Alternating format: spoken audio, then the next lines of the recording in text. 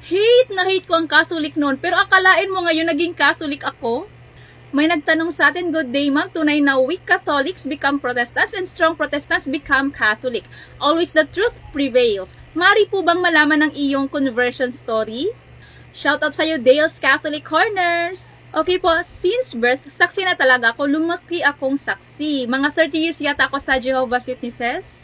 Pero naging Catholic ako kasi noon talaga marami ng mga tanong na hindi masagot sa religion ko. At saka mahilig kasi talaga akong magbasa ng Bible at saka mahilig akong mag-analyze ng mga bagay-bagay at saka logical kasi ako. Like, diba, nasa Biblia na ang ating Panginoong Jesucristo nag-utos sa mga apostoles na ang magandang balita ipalaganap sa buong mundo.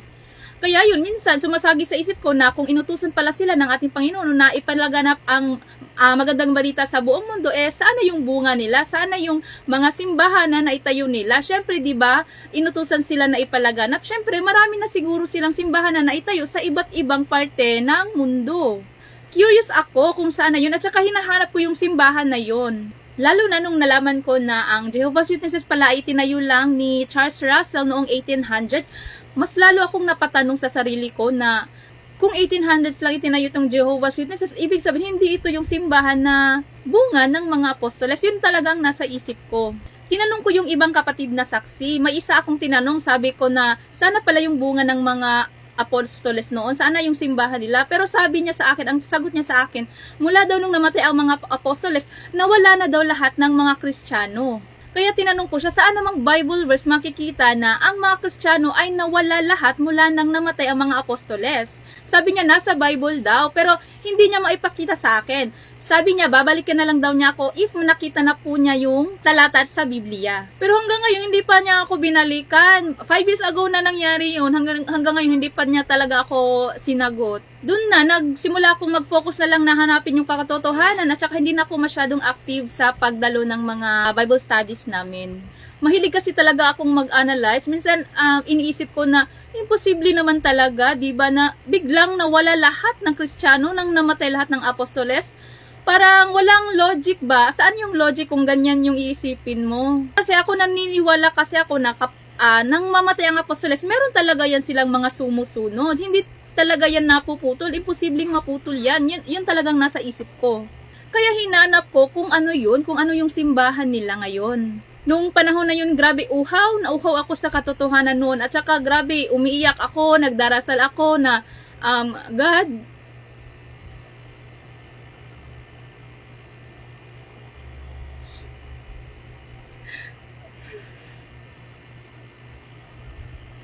ipakita mo sa akin yung katotohanan, sabi ko. Ipakita mo sa akin yung katotohanan kasi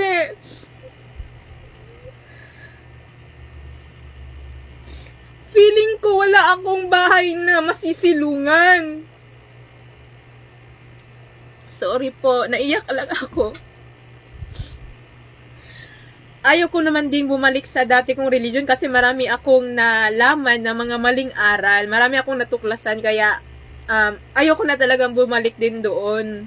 Sorry sa mga makakarinig nitong mga dati kong mga friends ha. Sorry talaga, ganito talaga yung katotohanan sa akin eh. Ito yung katotohanan sa akin. Sorry talaga if, I know kung marinig nyo ito masasaktan kayo pero ito yung totoo sa akin.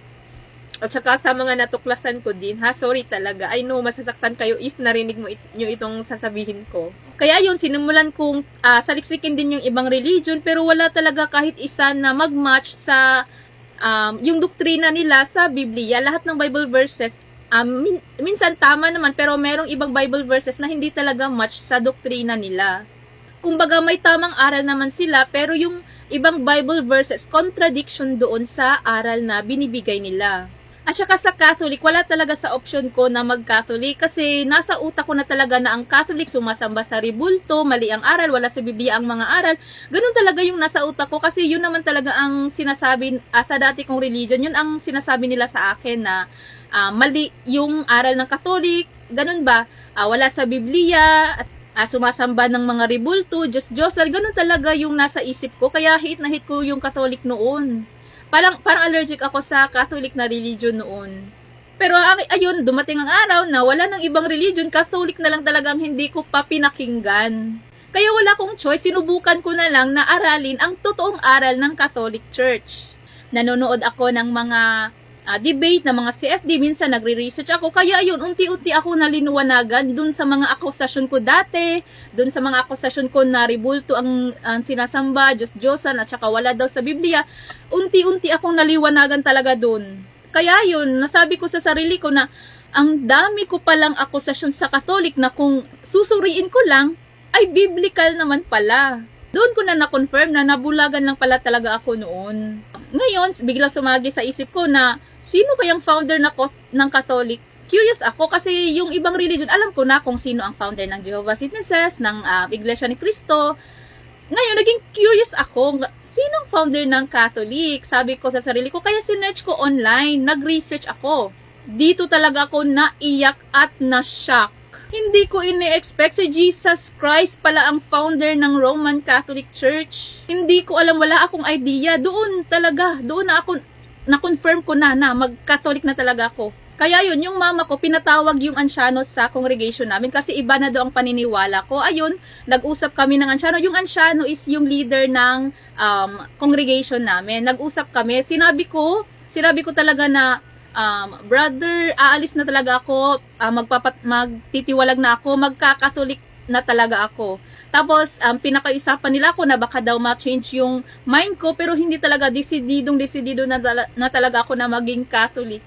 Kaya yun, inaksyonan ko na talaga, hindi na ako makapaghintay. Nagtanong-tanong na ako sa mga friends ko na Catholic, kung paano ba magpabinyag. Kaya yun, pati yung mga anak ko, bininyagan ko. Last year lang nangyari yun, last year lang ako nabinyagan.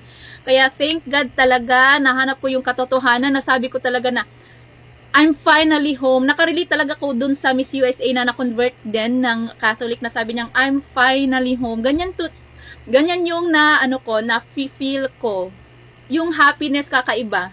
Priceless. Nasabi ko talaga na hindi mababayaran ng anumang halaga pag nahanap mo talaga yung katotohanan.